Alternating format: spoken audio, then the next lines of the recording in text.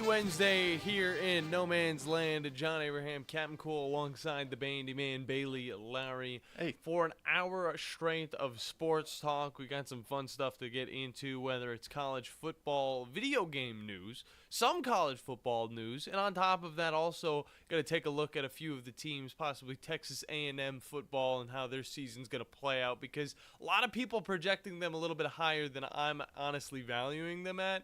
But we'll take a little look at that here in a second. But to start off the show is our Wednesday guest. It's also our Monday and our Friday guest. It's a great Mr. Drew DeArmond from Talking Ball. Drew got a lot of stuff going down in recruiting over the college football People season. lying. A lot of people lying, which we will definitely get into that. We spent an hour on that. Oh, we got the interview queued up and everything. That is, it was great stuff from Jim. What an actor he is. Good on him. But Drew, I mean, we got to see, the College World Series. We haven't talked to you since that came to an end. Kind of just talk a little bit about your opinions, your feelings, how your predictions kind of came out, and also where some of these teams are going from that College World Series. Well, where some of them are going. Some of them are, it's down the road. We got freaking coaching staffs just changing hats and going from one side of the state to the other and setting up all kind of intrigue going into next year with Texas set to join the SEC officially on July the 1st. Their entire baseball coaching staff switched sides. And by the middle of the afternoon, they all had Longhorn logos on their Twitter accounts. That's it's kind of hard to take. As shocking as it was, just after everything that was said in the press conference, now that everything is said and done, it's really funny. No, it is extremely funny. Well, we can laugh at it from here now. Yeah. If this had gone on between Alabama and Auburn in a sport, Lord, we even talked about the comparison.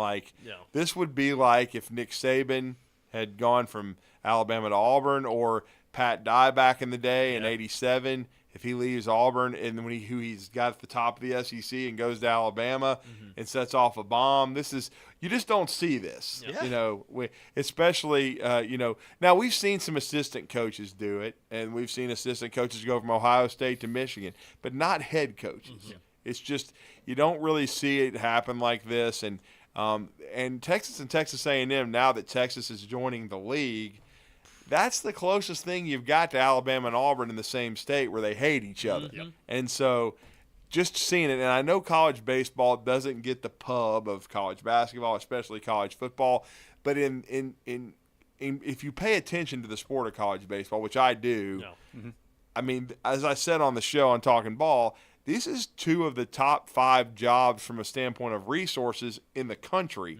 So, again, Schlossnagle didn't leave because of money. It's not like he was, A&M wouldn't pay me. I mean, A&M could pay whatever they wanted.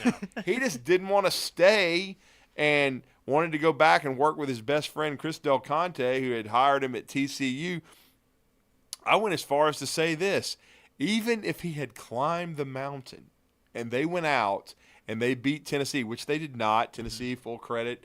Don't say it. I'm not going to say that, but I'm giving credit to them. They were the best team in America. They won 60 games. They were 60-13. Tony Vitello, has done an amazing job in rebuilding that program. And again, I will say this though: do I expect Tony Vitello to go to Texas A&M? Heck no. I mean, Tennessee's not going to let that happen. But I'll say this: I think in hindsight and looking at the last 12 to 18 to 24 hours, even if A&M had gone out, played at a very high level, won the game over Tennessee 8-2 or something, and won their first national championship, after peeling back the onion on this thing a little bit and finding out when it was done. Now, I know nothing was signed, but I still think he would have left. Yeah. Just simply because, hey, then the spin would have been, look, I got A&M to the mountaintop. Yep. Now I'm getting this rare opportunity to go back and work with my boy and try to get Texas back, which they haven't won a national championship, and it's in just under 20 years. I mean, they've won 6, but it's been a while since they've won one. And so Indalki Garrido did an amazing job there before retiring after and trying to fill the shoes of Cliff Gustafson. But, yeah, I mean, they've won 6 national championships. It's just been a minute. It's kind of like the quote-unquote, it wasn't a long drought in parlance, but for LSU, They won it last year and hadn't won it since 2009 under Paul Mainieri. It's the same kind of thing with Texas. They just need a little bit of a jolt. Mm-hmm. But I still could see him because with his guy. Now, the only way to me that he wouldn't have done it is if Del Conte was not at Texas. But with him being at Texas, then working so long together at TCU, I just think this was inevitable. Yeah. And it's just like, okay, the Texas job came open. Now I've got a chance to go there with my guy. And I think, Sloss was the top target for Texas. I don't even think it was Tony Vitello. Mm-hmm. As much as success as Tony V has had, if they both sitting there, and and of course I'm sure but I don't even think it got. I think Sloss was the only guy they went to, because Del Conte had such a great relationship with him. I just don't think Vitello. I think Vitello would have been wanted by LSU a couple years ago. I think definitely. If he had done this 8 years ago, maybe Texas would have been interested. But at that time, they had a different athletic director, and the search was for David Pierce was kind of like Jeff Howe told us yesterday, it was not pretty. No. But in hindsight, though, David Pierce did a good job. He's there 8 years. He went to Omaha 3 times. He nearly reached the finals, and then he had a great team in 20, but the season got canceled. You remember they only had a little bit of a pre-conference, and then it got canceled. So he did a good job. Any other place except for maybe Texas or Texas A&M, even Texas A&M though, I don't think he gets fired. Now we even had a caller call in and ask, would Pierce go to Texas A&M? I can't see him doing that because then it looks like you're settling. Mm-hmm. I do think A&M will get a standing head coach. I even brought up Kevin O'Sullivan at Florida, and I'm not trying to irritate my Florida friends, but I'm just telling you, he's been at Florida 17 years. Yeah. He's won a national championship. He's been to Omaha 9 times. They pay him nearly $2 million. But they did build him a ballpark finally. But they're fixing to put $80 million into the ballpark and the facilities over at A&M, and I can just tell you, A&M can pay him. They can give him $1 million raise like it ain't nothing. Yeah. Like, here's $2.7 million to coach our baseball program. Yeah. And will Florida go that far? I think they could, but they might not. Yeah. So I just and then it's all about perception with A&M like right now. So to me, they have. That's why I didn't believe, because there were some that thought Nolan Kane, ace recruiter, assistant under Sloss, might be elevated to head coach. I'm like, you just can't do that. No. If you're A&M, in my opinion, you can't do. I think you got to go try to get a standing head coach somewhere, because you just lost a great one who had got you to Omaha 2 of the last 3 years and nearly won a national title. Yeah. Now you got to get somebody that you think can compete. In Texas, the reason they did this, even though Pierce had a good run, is they're coming into this ain't the Bush Leagues. This ain't the Big 12 anymore. You're coming into the big boys. We've already talked about on this show how good SEC baseball is, and you're kind of equating that, John. It's the best league in the country, and Texas believes they need a jolt to compete day in and day out and have a chance to win a national championship. And the best way to do that in their minds was to go get Jim Slossenagel, who has been 7 times, nearly won it at TCU a couple of times, and was a swing away from winning it at A&M, and now he's going to Texas. And I've said this, I think there's 2 jobs in college baseball that have the most expectation and the most pressure. And they're both in the SEC, LSU and Texas. Mm-hmm. Because Texas, think about this. I mean, Alabama hasn't been to Omaha in 25 years, and Auburn's been, a couple times, but then they had been in a drought since 97, pardon me. But then now Butch Thompson's had them twice in the last 4 years or so. But Texas has been 38 times. And they even went 3 times under Pierce but didn't win it. But 38 appearances, that's the most ever. Yeah. And so that's obscene to have gone that many times. So they put a ton of money into it. They've always done that. They expect to win. LSU, with what Skip Bertman started in the early 90s, they've won 7 national championships. They expect to win it. That's why Paul Mainieri stepped away and retired and is now already out of retirement at South Carolina, because of the pressure LSU puts on you. Those are the 2 most high-pressure jobs. I think A&M's up there because they are going to spend money. There's no question about it. And that's why I'm saying they're going to have to go get a standing head coach, because it's the expectation there. I know they didn't win it this year, but they want to win it, and they're going to want to stay lockstep with Texas. No doubt. Especially now that Texas took their coach, they're going to be like, well, we got to somehow either stay right with them or one up them. So this is going to be kind of a fascinating few days to see, who's on the list for A&M and who might take that job and the pressure that comes with it. It'll be interesting to see that first matchup, too, once baseball season rolls back around and we see Texas A&M. Talk about awkward. I mean, they're going to be having to see each other. No, they're going to play every year, guys, in every sport because they're rivals. And then baseball, I think that what has been leaked out is that the series is going to be at A&M this year. Jeez. I mean, I'm already getting DMs and people tweeting saying, it's going to be – and Brandon sending me screenshots. It's going to be somebody getting ear-holed, like, first pitch. And, the thing is, though, I did say this, too, and now the portal's open for both squads because there's been a coaching change, one going to the other. But for 30 days, the portal is open for movement from both of these programs. I'm going to be surprised, though, if there's a lot of kids moving from A&M to Texas. A lot, because again, especially kids that grew up in the state, because you're one or the other. It's very difficult to change sides, and especially a lot of them are going to be very, let's just say, displeased. I would think that Sloss left, and so I don't know, man. It's just going to be fascinating. I'll say that. No doubt about that. Drew DeArmond from Talking to Ball is our guest, presented by McCurry Motors and Alumni Hall.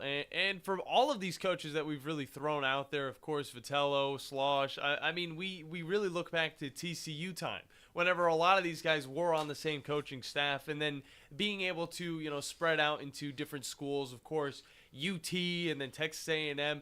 I mean, it really is just adding the dramatic effect of bringing in a school like Texas to the SEC. And, I mean, whichever way it wanted to go, whether it was going to be Vitello from UT or Slosh from A&M, there was going to be a lot of people mad because there's only one orange in the SEC. People want to make sure their team is that orange. And then also on top of that, there was only one Texas team. So now where is it really going to go from here? It's going to be interesting. I can't wait to see what happens with it. Drew? Well, I'm going to tell you, man, from what I was reading last night, I think this is a quick turnaround. I think because Sloss was talking to A&M fans at noon yesterday when they got back to College Station about the season, and a couple hours later he was changed his logos and was already gone. From what I understand, they're having a press conference today after y'all show at 11 a.m. It's always introducing him. It's always after our show. Always. No, but I mean, it's going to be fascinating to see his response to the soundbite we've all heard, which he was so adamant it seemed that he was not leaving Texas A&M. Is he going to apologize? How is he going to handle the questions? Now we already know his coaching staff's coming with him. We understand that. But to me, he's got some questions to answer because of the way he treated Richard Zane, who asked the question after the game from Texags, and how they're going to treat that and how he handles it. Because he should have handled things differently. There's no question in my mind now that he did leave. And now he's got a chance to at least apologize. I'm going to be fascinated to see that. But that's just me, guys. And we haven't even really talked NBA draft, and that's going to be a topic on today's show because this NBA draft, man, is as unpredictable. I always watch it, but I'm going to be honest with you. I don't even know who's going to be the first pick. I thought it would be the consensus when the draft lottery occurred was it would be Sarr, but he's pulling an Eli Manning. He does not want anything to do with the Hawks. Like when Eli was like, trade me, I'm not going to San Diego. I want out of here. I want to go to the Giants. It looks like Alex Sarr is wanting to go to Washington. He wants to be a Wizard. He has no desire to be a Hawk. So are the Hawks going to keep the pick? Are they going to trade it? It's really kind of interesting. And again, like we talked about just a few minutes ago on Talking Ball, it's a heavy draft with the foreign influence because of Sarr, and now I've been learning this the last 24 to 48 hours. Richache from France, they're both from France, but I mean, and then the interesting part about Zach Edey, who was kind of being devalued for much of his college career because nobody likes traditional bigs and things of that nature. But it's kind of helping him now because there's a lack of star power coming out of college basketball, and he was such a dominant force. His stock has improved to the point where he may very well be, Ryan Hammer thinks mid-first round. So it's kind of a resurgence a little bit for the true center that has kind of been devalued because the NBA has gone so far as to be a guard-oriented league and three-point shooting is emphasized. But Zach Edey, kind of an old-school big, could be a first-round pick. And then Donovan Clingan from Connecticut, who was only a full-time starter this year. Could he be the first pick of the Hawks? We'll see. Definitely be intriguing. No doubt. And you got so many of these small market teams just sitting on so many draft picks and just trade potential. I mean, you could see like a lot of like last minute trades trying to move up spots, trying to get maybe someone like a Stephon Castle. There's definitely a lot of stuff to get into today, of course, about the NBA draft, and a little bit more about the new Texas Longhorns baseball coach as he pulled I can't even say it. It's like coaches have done this before where they kind of dupe, I would say, the reporters. Even Nick Saban did it whenever he was a Miami Dolphin. With the Dolphins, but it's a totally different thing, though. But he was asked repeatedly about that. It was not just once. I equated it to Dennis Franchione, who left Alabama to go to A&M when he told all his players on the plane, "No, I'm going to be here. I'm good." And then he gets off the plane, and not even 24 hours later, his sorry ass is in College Station. But then sprinting. And see, that's where I'm going to be interested with Schlossnagle, because Schloss, how is it going to hurt him? Because I really think it hurt Franchione, because his first year at A&M, he lost 77-0 to Oklahoma, and it was just like the players weren't buying in to what he was selling. Yeah. And the funny thing is, the athletic director now at A&M is Trev Alberts. I remember Trev going on because at that point he was working for ESPN, going on a rant about Franchione saying, kids are not going to believe this guy. No. Because he just told Alabama, "Oh, I'm here. We're getting through the sanctions. We're winning. We're doing this." And then he gets off the plane, and then he goes to College Station. And he spent about 4 years there, was mediocre, and got fired. Yep. So this is going to be fascinating. Definitely will be. We got to hop into a break. Good stuff from Drew DeArmond from Talking Ball. You can catch more of him at 729 weekdays. When we get back, we're hopping into a little bit more of the interesting news, whether we're getting into Texas A&M baseball or Texas A&M football. Either way, it's on the other side here on the Morning Blitz on 97.7 ESPN, The Zone. 97.7 ESPN The Zone is the Tennessee Valley's #1 destination for the finest in sports talk all day long. Tune in to Talkin' Ball with Scott Tyson and Drew DeArmond each morning at 7. Then, the Morning Blitz with Captain Cool and the Bandiman. At noon, it's the Tom Abraham Show, followed by Paul Feinbaum and The Drive with Wes Neighbors and Steve Moulton. The Zone is also your home for University of Alabama and UAH sports, plus the Atlanta Braves and the High School Sports Streaming Network. And sister station Talk Radio WZZN has Trash Pandas action with Josh Carey all season long. 97.7 ESPN The Zone and Talk Radio WZZN. Listen on the air or download the apps and take them with you everywhere.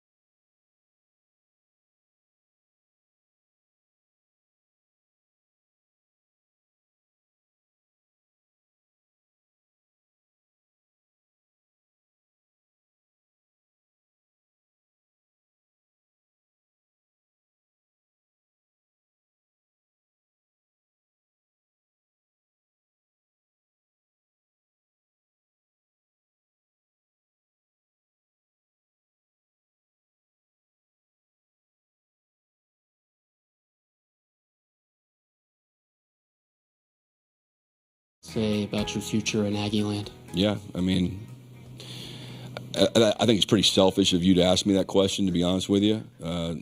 But I left my family to be the coach at Texas A&M. He left his family. I took the job at Texas A&M to never take another job again. Never take another job. And that hasn't changed in my mind. Hasn't changed. And that's unfair to talk about something like that. That'd be like you asking Montgomery if he's going to sign in the draft. But I understand you got to ask the question. But I gave up a big part of my life to come take this job, and I've poured every ounce of my soul in this job, and I've given this job every single ounce I can possibly give it. Let's write that. You know, that was a lie. The more we listen to it, and then he gets up and walks away. The more we listen to it, the more we know that he kind of was a little too aggressive to where it's like, okay, this guy is actually leaving. He's not coming back here, even though, wow. I mean, that was the first time I got to see it all the way through because I've heard the tidbits, but I haven't seen his face, the red that he gets. Well, actually, sorry, the maroon that he gets. And then he just storms off the stage. He says, it's selfish. I left my family to take this job. I took this job to not take any other job. And then he was like, okay, guys, so open to questions. He's going to be wearing all the orange. All the orange. I wonder how his family felt after seeing that. Just like, is this what we mean to you? Yeah, no, I think it's funny because his family probably knew a little bit more what's going on. So when they saw that, they knew. They were like, wow, he's actually really good at this acting thing. We got to get him in some movies. Give him an Oscar. Absolutely wacky stuff, of course, from Jim Schlossnagel from the Texas A&M, the former Texas A&M baseball head coach, as he's now off to Texas Longhorns, which is literally not that far away. So, I mean, it's going to be an awkward situation for him. Texas Longhorns coming in to the SEC. It adds to the dramatic. It adds to the intensity. It adds to the rivalry. There's going to be so much fun to look forward to whenever this baseball team gets back on the diamond, and I cannot wait. I am all here for it, and I do want to hear your guys' opinions. 256-5764. 97.7 is the number to get in. And if you guys are more of a computer, watcher, you like watching on WZZN TV, you can use the chat box to the left of us as we get into a little bit of Texas A&M football conversation, because although one team can make it to a championship, I don't see it happening for Mike Elko's new squad in the Texas A&M Aggies football squad, because I look at this team, I watched over the spring game multiple times. I'm just trying to understand really where they lie within the SEC, because this is a team that has challenged Alabama slightly. It's always been an interesting game to see Texas A&M and Alabama go up against each other, and it's always an entertaining one. Even when the starting quarterback is injured now for the rest of the season, it's still an intense matchup. And we will definitely be getting into more Texas A&M. It's like a Texas A&M day altogether. I'll give them this. Because EA is kind of doing that whole, like, we're doing their ranking week for the new college football game. I got it, Bandy. Oh, you got it?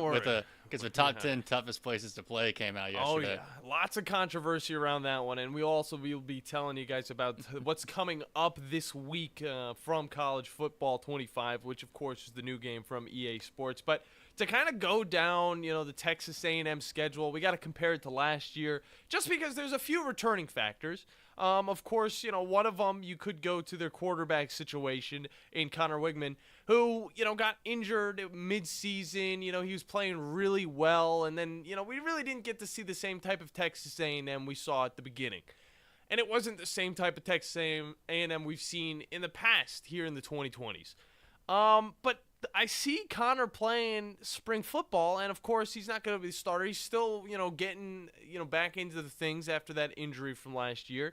And then he's finally on the field, and of course he's a redshirt sophomore. All right, he's young. He's got a lot of football to play in him, but he does not look like a leader of a football team. And that's just my current opinion on him. I think he's got a great abilities, but whenever it comes to actually making those abilities shown and known, I don't think that they're really falling into place. And so I have their schedule. They're playing Notre Dame in game 1. That will be at home, I believe. Yeah.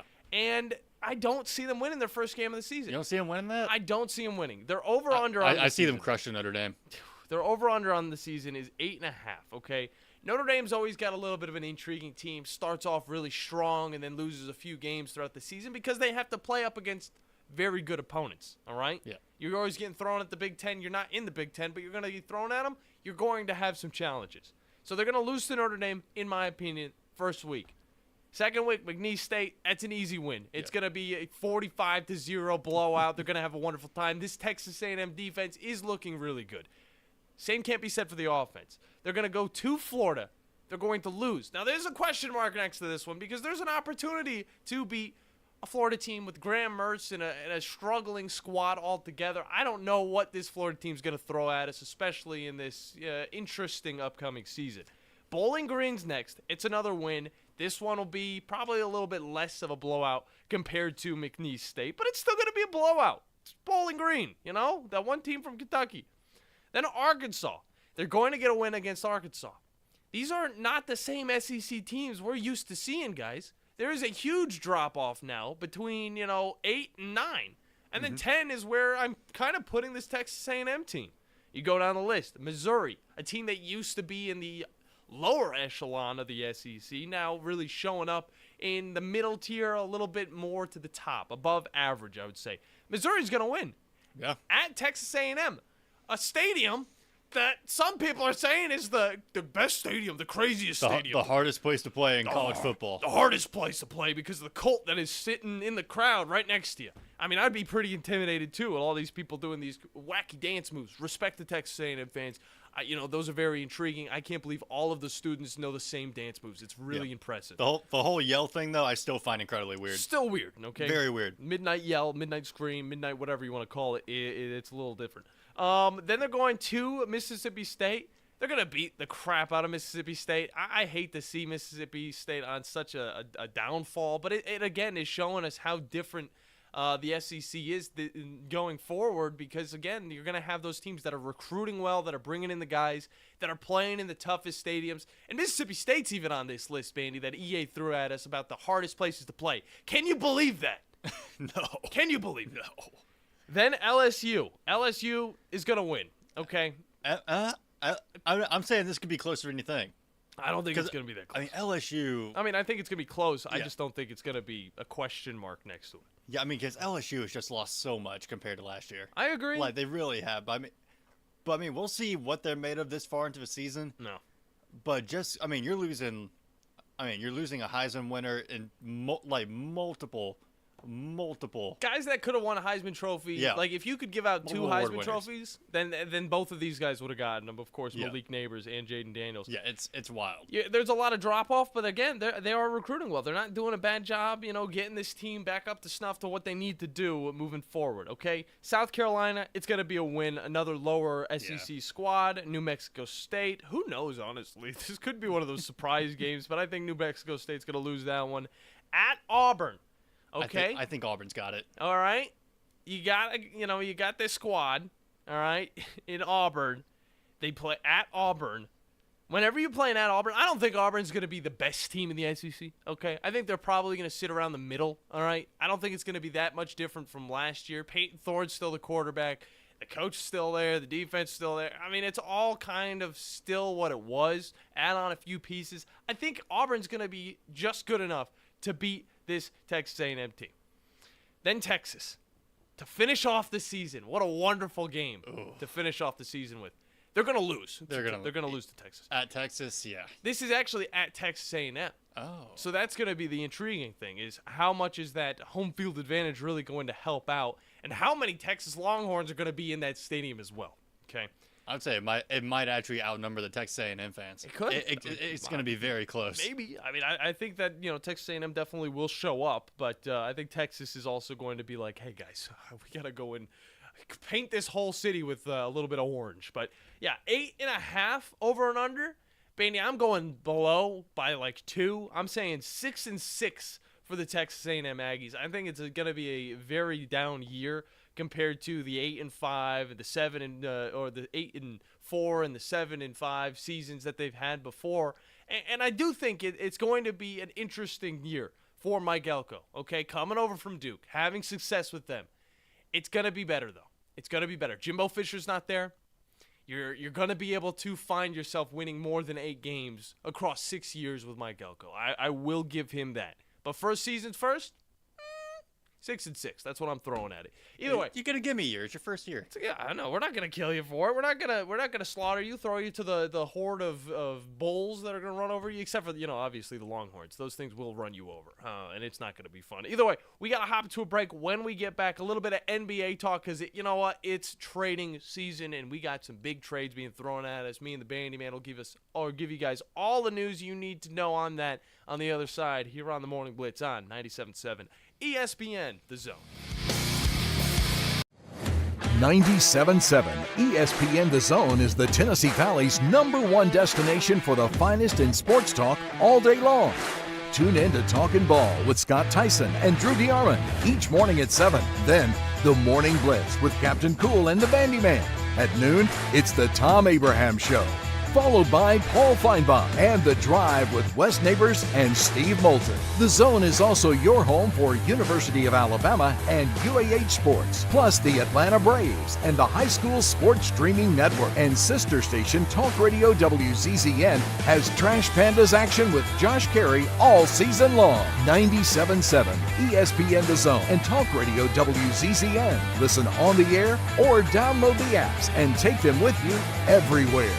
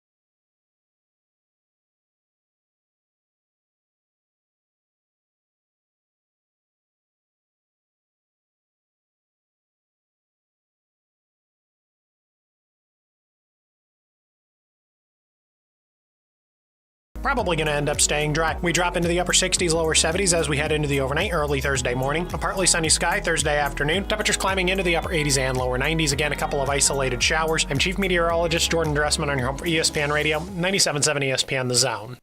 Hey, there's the phone and no one to answer. 256-576-4977. And as a result, we got many, many phone calls and letters. Give us a call on the Neighbors Wealth Management Hotline today. 97.7 ESPN The Zone.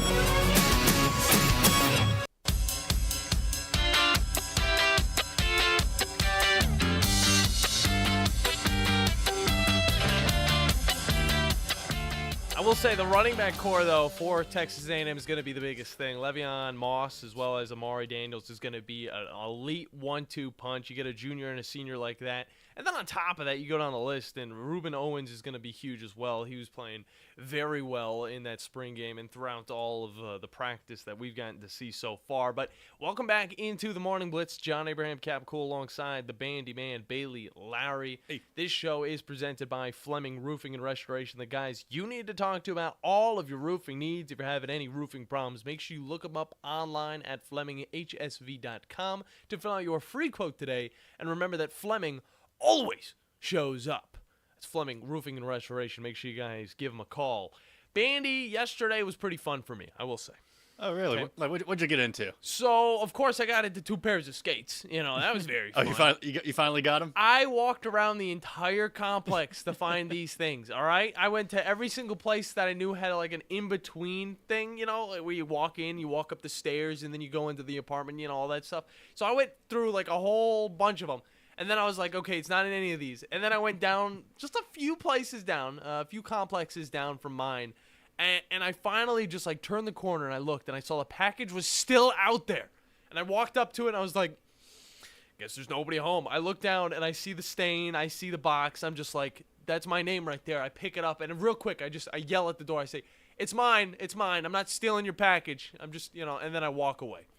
There's probably a few people thought I stole a package. I'm not stealing. I said I'm not stealing, all right? I had the courtesy to tell him that. And then I whipped those bad boys out, put them on perfect fit. Oh, my gosh, it's amazing. Those Roches, whatever you want to call them, they're an Italian brand, all right, guys? They fit really nice. They're a little tight on the legs. I did get down to the skate park. I was out there in 97-degree weather skating for a little bit. Thought I was going to keel over and just totally just die on the skate park. There was only a few people out there, so they would have saw witness. By the way, if you do see me at the skate park, you didn't see me at the skate park. Not until I'm good enough to say that I was really at the skate park, okay? But it was a lot of fun. Got to meet a lot of nice guys, and it was a good little atmosphere. Went back during the nighttime, felt a lot better, and now I have crazy blisters on my feet. So I'm taking a break. I'm taking a break from it. I wore them out a little bit. I'm feeling really good about it. Still got to learn how to grind. Bandy, we got a big trade that just went down in the NBA last night, including a whole smorgasbord of picks. Bandy, give us the deets, man. Hey, the Knicks and the Nets, man, they're kind of helping each other out. I mean, the Nets have traded what was considered the best player, Mikal Bridges, over to the Knicks in return for a lot of pretty much all the first-round picks that the Nets lost in the James Harden trade way back. Yeah. And now the Nets are in rebuild mode. Mikal Bridges is able to join his former Villanova teammates over in New York. And I mean, I really like this trade. I really want to watch this Knicks team succeed because I feel like the NBA is just better when the Knicks are a good team. I agree. And the Nets now in full rebuild mode because they have 16 first-round picks through 2031, including four first-round picks in this upcoming draft today. So, I mean, it's going to be really interesting to see what they do just sitting on all these picks. And, I mean, a lot of people have been saying, like, this isn't really, like, it's a very underwhelming NBA draft this year because you don't really have, like, that, like, pop-out star player. I mean, like, last year we had Victor Wembanyama and Brandon Miller kind of leading the charge. And you don't really have that this year. You got a lot of foreign talent out of France. Yeah. But again, one of those top guys already said they don't want to play for the Atlanta Hawks, who have the number 1 overall pick. I kind of want to throw this out there. I want the Hawks to draft him anyway. Okay. Because what you can do with that, he doesn't want to play for you. So what you do, you can draft him. Maybe leverage that first-round pick into something better than trying to getting another star player on your team. Yeah, I mean, then because I'm just saying from this, Steve and Chad might hate me. I want Trae Young out of Atlanta. He's not thriving there. I mean, you're not wrong right there, Bandy. Yeah. You're not wrong. Like he's a really good player, but he needs out of Atlanta at this point in his career. And that's the tough thing about the NBA is a lot of these guys, these teams pick up 1 or 2 players that really, are the names of the team. They're the people think about when they think of specific squads, all right? And then there's also the teams that start stacking on the talent, as we've seen. Of course, the Celtics could be one. The Lakers are trying to be one of those teams. Of course, LeBron can go as 3 other people, but they're trying to. But the Lakers front office is just absolutely inept at their job. Yeah, the Suns have a good little amount of talent on their squad. Of course, a lot of people focusing on Kevin Durant at the moment. What's he gonna do moving forward? What are the Suns really gonna do with him? What are the Rockets gonna do? Because there's so many questions going around, and we're gonna hear about them soon enough. Because Bandy, these trades just happened really fast and out of nowhere. As of yesterday, what we got, you get a guy like Bridges, and obviously, he averaged 19 points last year. He's good enough to throw on the first line. Yeah. Maybe a 4th or 5th player right there, but it really completes what the Knicks are trying to put together up in New York to compete against the Boston Celtics team that's absolutely loaded, all right? And they showed that they were loaded in that NBA Finals. So now we got 2 teams that really are going to be going after it, and I cannot wait to see what these 2 teams have to offer in the 2024-2025 season, whatever the season starts. It's going to be wonderful to see, but the NBA draft is tonight. We do look at some of the players. Bandy, I couldn't tell you about some of these foreign guys. A lot of people really couldn't tell you about these foreign guys because we've been focused on the college basketball scene. Yeah. And similar to, where the baseball is, where you're going to get, some of the top talent in, the final matchup of the season. But then there's always going to be one or two guys that is either, in a different type of league or in a development league that is getting built up. And we're not getting to see really any of it, all right? Even Victor Wembanyama could have been one of those dudes because, of course, he was across the seas in Europe. And now we got guys, the first few dudes, coming out of places that I can't even pronounce. One of them is going to be from Australia, which is going to be pretty intense. I mean, I can't wait to see what he's going to be able to do, but I don't know what he has been able to do prior to this. So the amount of footage that I'm going to need to watch on these guys is going to be very much a lot. Yeah, and just because I can actually get to talk about my team for a second, I mean, the Jazz have the number 10 pick in the draft, and God, I wouldn't mind seeing them trying to trade up to that 4 or 5 spot because another point guard would be helpful because apparently they're shopping Colin Sexton and possibly Walker Kessler. Yeah. I mean, do you trade up to the 4 or 5 spot and go for Stephon Castle out of UConn and maybe try to get you some more shot creating, some more, like, just more options to make a dynamic offense to really feed off of Lauri Markkanen and Keontae George developing into a fantastic shot creator himself. I mean, you get 2 of those guys on your offense.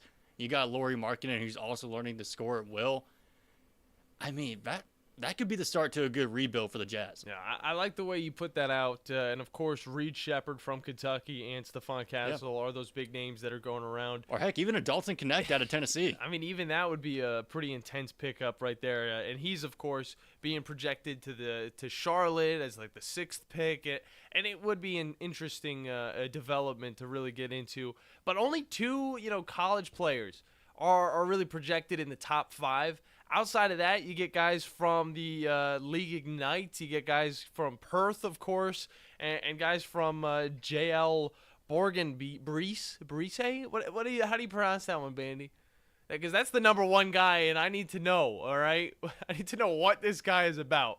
Look, you know me, I'm not good with foreign names, man. Your guess is as good as mine. His name is Rysasher? Zakshari. I think it's Zakshari Raishire. Voulez-vous coucher avec moi, Clad? That's it. That's the name, actually, right there. Good. You're quick with that, Bandy. Good stuff.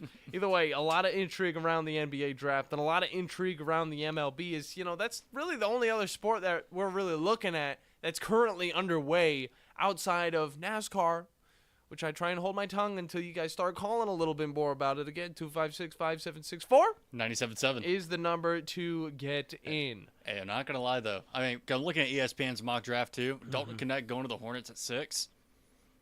Helping out Brandon Miller in that backcourt. That team needs all the help they can get. They really do. Yeah. But, I mean, I wouldn't mind seeing I want to see the Hornets succeed. Yeah.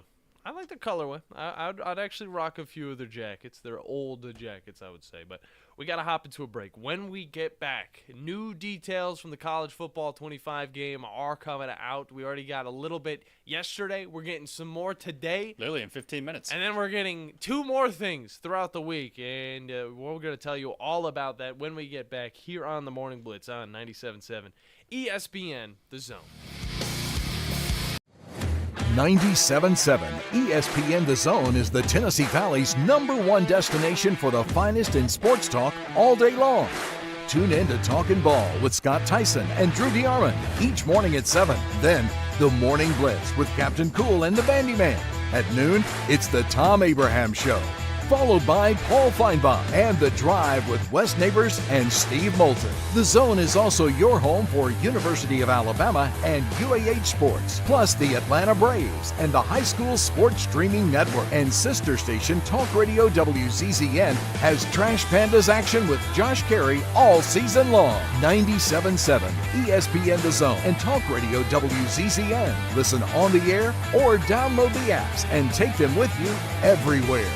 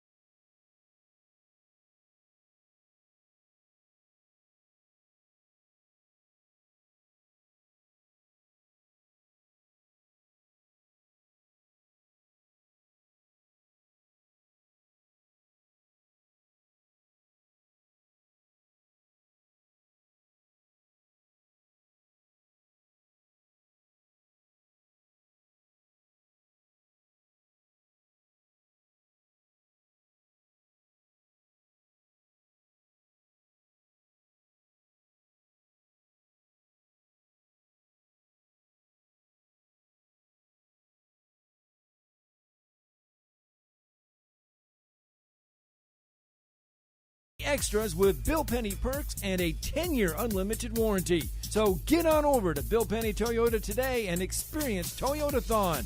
Bill Penny Toyota in Huntsville and online at BillPennyToyota.com. Bill Penny's Toyota 10-year unlimited warranty is valid through the 10th year of ownership. Valid on new vehicles only. See dealer for details. From the Fox 54 Weather Center, I'm Chief Meteorologist Jordan Dressman. A partly sunny sky this afternoon. Temperatures once again climbing into the mid and upper 90s. Isolated, widely scattered showers and thunderstorms are going to be possible through the heart of the afternoon. That activity might continue as we head into the early part of the evening. We're not talking about anything widespread. Most of us probably going to end up staying dry. We drop into the upper 60s, lower 70s as we head into the overnight, early Thursday morning. A partly sunny sky Thursday afternoon. Temperatures climbing into the upper 80s and lower 90s. Again, a couple of isolated showers. I'm Chief Meteorologist Jordan Dressman on your home for ESPN Radio, 97.7 ESPN The Zone.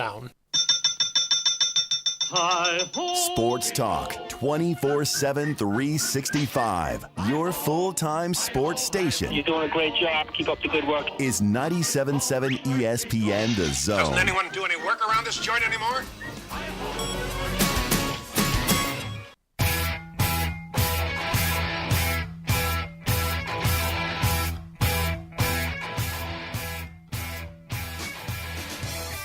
Hello and welcome back into the Morning Blitz. John Abraham, Cam Cool, alongside the Bandiman, Bailey Lowery. Hey. Quite an interesting, wacky Wednesday, and we appreciate you guys joining us for an hour straight of sports talk here on the most energetic talk show. Yeah, on the network. Either way, Bandy, we were talking a little bit about this college football game. We can't get enough of it. Any little detail that comes out, we want to talk about. And, of course, just any football in general, we want to talk about, all right? We're already missing James Larson from the UFL newsroom about all the spring football that came to an end last week with, of course, the Birmingham Stallions winning their third straight. Quite amazing stuff over there. Ready to see that four-peat. But now it's time to kind of look into what EA thinks and what College Football 25 thinks are the hardest football fields, hardest stadiums to play at. And, Bandy, you know, we got a whole top 20 list. We do. And sitting at we got the top 20. I can always see the top 10. See, that's the interesting thing. At 20, we got Mississippi State Davis-Wade Stadium. Okay. I can see it. Is it hard to play against the team? No, I'm not going to dog them. We got a lot of fans. I actually like their stadium. We got a lot of fans here in Mississippi. I've been there only once in my life, and that was when Tua got injured his hip. So I considered it a bad omen for me to go back there. I got you. Yeah, never go back there. But honestly, fun to walk around. I'm glad you had a fun little time over there. Number 19 is Boise State. I don't believe you. Now, Boise State is like a kind of small. Actually, wait. But with how much your eyes are hurting looking at the blue field? Exactly. Yeah. Exactly. It's not about the actual fans. It's about the stadium or the field itself being blue. So you're going to strain your eyeball. So that's never a fun thing. Number 18 is Arkansas, Donald W. Reynolds Razorback Stadium. It's a mouthful right there. You know, they got, what was it, a Walmart? They got a Walmart sign just sticking up. Isn't there a Walmart attached to the stadium? I actually don't know. I couldn't tell you. I've never been. Either way, Michigan State comes in. That's a reasonable one. Big Ten has some interesting stadiums, and I would say there's a lot of Pac-12 stadiums going to be on this list, but that doesn't exist anymore. We always love Pac-12 nights. Iowa comes in here. Oh, wait, sorry. Notre Dame and then Iowa, which I think Notre Dame should be a little bit higher. You know, with all of the games, I get that, you know, they didn't play a lot of night games in the past, but, like, Notre Dame, you know, whenever Michigan comes to town or whenever USC comes to town, that stadium is roaring. Yeah. So I don't even know how they're in the kind of the same area as Arkansas and, of course, Boise State. But then you get Iowa, you get Texas, which, again, can get loud. Not the biggest stadium, but it's still huge. That's surprising to me that they're outside the top 10. I agree. Utah. Okay. Utah's ahead of them. Okay. We talked quite a bit about Utah once before. Virginia Tech. Okay. I don't see that, Bandy. I don't see it. But we gotta keep going. Michigan's just ahead of Virginia Tech, okay? Wait, number 12? Yeah, I guess so. Then South Carolina, Auburn, Neyland Stadium. Is Tennessee on that list up there, Manny, in the top 10? No, they're not. They're not. It sounds like they're just barely outside the top 10, because who's next on that list? Next is going to be Clemson. Okay. Oregon, Florida. Okay. So now we're in the list. We're in the top 10. Now we're in the top 10. That is insane. That is wild to me. The Swamp is an insane place. Oregon, I feel like, never gets that loud, okay? That is one of those Pac-12 teams that you're thinking about, oh, you know, it's a great school, it's a great team, all that stuff. They got a lot of uniforms, but I don't really think, you know, of that. Then we go up the list. Let's just get to the top, I'd say 5, because Wisconsin's back at 6. You get Penn State, Beaver Stadium, the one they've been really just throwing at us with Mo Bamba playing in the background. It's a very wonderful atmosphere. Sanford Stadium, of course, Georgia, the Bulldogs. Yeah. That's a reasonable one. That team, in general, I mean, you could play them at a Pee Wee football stadium, but it'd still be the hardest stadium to play against. Ohio State at Ohio Stadium. LSU. I agree. I totally agree. Alabama, Bryant-Denny Stadium. Put that one right there. Yep. And then the controversial one for me, which there's a lot of controversy in this whole thing. Texas A&M, Kyle Field. Let that one sit, You think that's more impactful than Alabama? You think that's more impactful than Death Valley, LSU? But honestly, as much as this rivalry between Alabama and Auburn, I'm not a fan of Auburn. Yeah. I'm actually surprised it's out of the top 10. Auburn's right behind Tennessee. Right in front of South Carolina. I don't know how South Carolina's on this. There's 2 schools that I really don't understand why are on this. South Carolina, Mississippi State. Iowa has some tradition, so I understand that one. Either way, me and Bandy got to hop out of here. Look forward to some Braves baseball later on. 97.7 ESPN The Zone. We'll see you guys in 23 hours. Peace! Have you discovered Good Company Cafe? The place for breakfast, brunch, lunch, and so much more.